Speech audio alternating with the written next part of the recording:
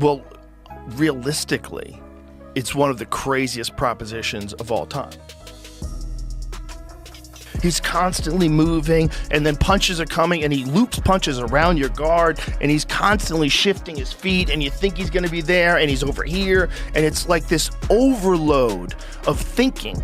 It's not a casual, relaxed fight where you can kind of move around and get your groove, and he's going to stay on the outside, and you're going to... No, it's just constant. For me, personally, I'm on a different level than everybody. And when it comes down to boxing, because Devin, he's a boxer.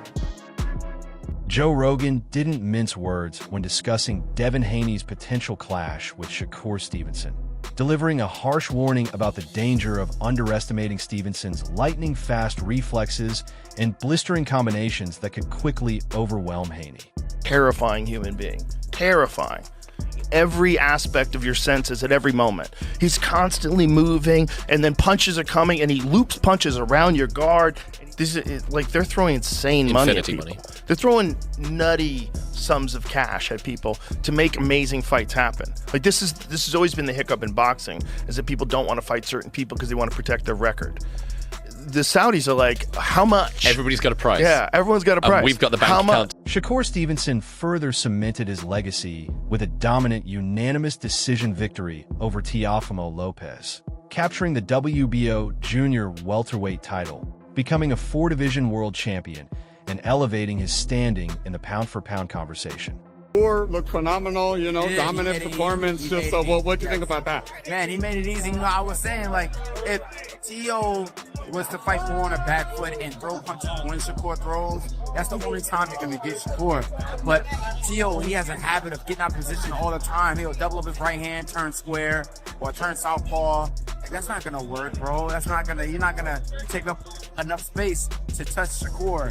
Shakur's reflexes and his countering was just keeping Tio at bay. It was an easy night from round one for him. Shakur got the dub. Excellent. Appreciate your time, brother. Congrats, champ. Stevenson dictated the fight with elite tactics and high-level ring intelligence, landing significantly more punches and displaying a level of control that few fighters have ever managed on such a massive stage. Made Teofimo look like a novice. I mean, that's how good he is. 120, 109, 108. I mean, just unbelievable. Unbelievable. Is that what you expected from Shakur? No? I mean, listen, I expected an incredible performance, but I didn't expect it to be completely one-sided. I mean, he won every round, in my opinion. It like the golfing levels was phenomenal. And I said to Bud, like, going into 12, he could do 40 rounds, Shakur. Like, never out of control, footwork, timing, shot selection. I actually think he could have stopped Teofimo if he'd have stepped on him. Teofimo looked like frustrated, just obviously he was busted up to the face. He's a phenomenal fighter, 4-division world champion. Following the win, Stevenson openly discussed his future options, even name-dropping Devin Haney as a possible next opponent, confidently stating that he believes he would outbox Haney. He's a boxer. It's not like he's a stone cold killer who's just gonna go in there and try to knock me the out. Yeah. He's gonna try to outbox me. I'm the greatest boxer. How do you... So that's how I feel about the fight. Yeah. But it all gotta make sense from a business standpoint. I don't like getting up here and negotiating against myself. And, for sure.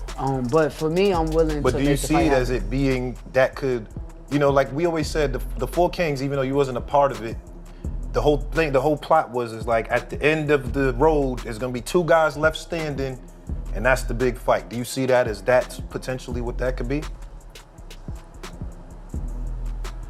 I'm a bad mother. Yeah.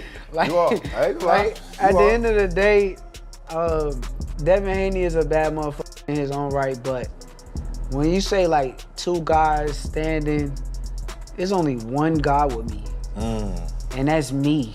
Like, I don't see 2 guys, I don't see 3 guys. I used to, like, that was young Shakur. Stevenson has also made it clear that if he chooses to fight at 147 pounds, he would demand a rehydration clause, stressing that weight advantages can play a major role and that fair conditions are necessary to prevent excessive size gains overnight.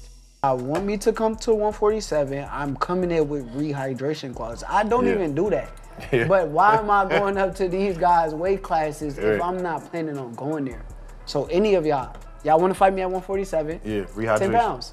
10-pound rehydration. Like the IBF rule, basically. You got to understand, that means on fight night, when we get in the ring, they're going to be 157, maybe 158. Max. No bigger than 160 that night. Right. I'm cool with that. So if we could get it like, all right, like the IBF rule, 10-pound rehydration. Yes, but think about it. If there's no rehydration clause, these guys gonna get it up to 170 pounds. Yeah, 175. I'm in the 140s on fight night. Yeah. So if I'm 140, they 170.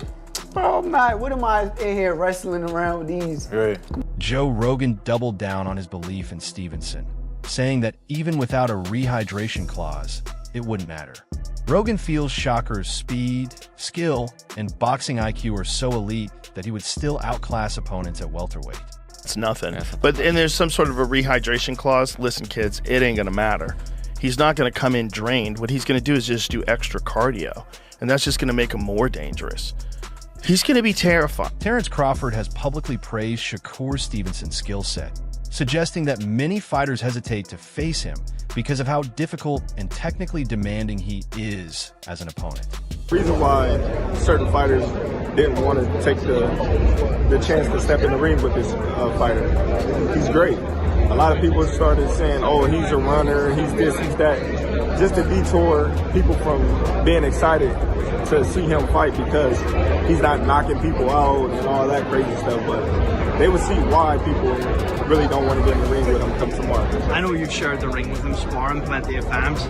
What makes Shakur Stevenson great? What makes him different? What makes him, I don't want to say an ilk of yourself, but in the same kind of era, the Bud Crawford era, he's got a Shakur Stevenson era coming. Everything. The offense, the defense, the poise, the rhythm, the distance, the timing, the punch placement, the react time. Like, I can go on and on. You know, the toughness, the grit, the grind. Like, he's amazing, you know, and tomorrow he will show it. How do you think it ends tomorrow night? Do you believe that Shakur Stevenson can stop Teofimo Lopez? Because people aren't really talking about that. Listen, if T.O. get out of line, you know, he can get hurt. You know?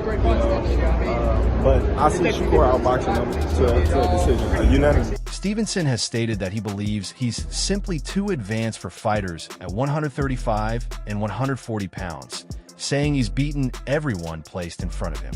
He feels his speed, talent, and technical ability clearly separate him from the rest, which is why fans are now calling for a move to 147.